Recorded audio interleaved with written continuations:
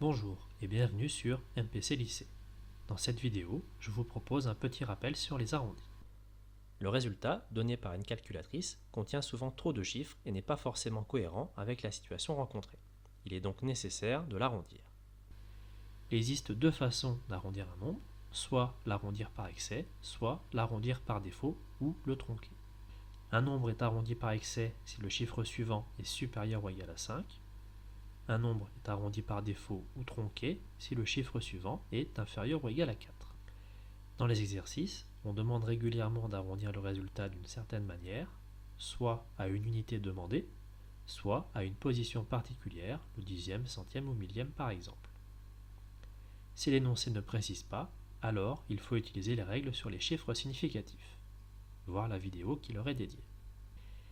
Il est parfois demandé de donner un encadrement d'un résultat. Il se présente sous la forme suivante: a sur 10 puissance n, inférieur ou égal au résultat x, inférieur ou égal à a plus 1 sur 10 puissance n. A est un entier relatif et n un entier naturel. Pour des encadrements au dixième, centième ou millième, la valeur prise par n est respectivement 1, 2 ou 3.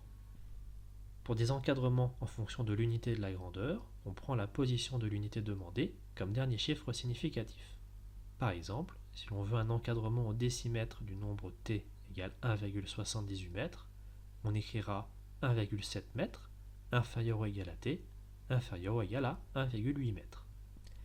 En physique-chimie, on utilise l'incertitude, voir la vidéo qui lui est dédiée, pour encadrer un résultat. On obtiendra un encadrement de la forme r-i, inférieur ou égal à r, inférieur ou égal à r plus i, avec r le résultat et i la valeur de l'incertitude.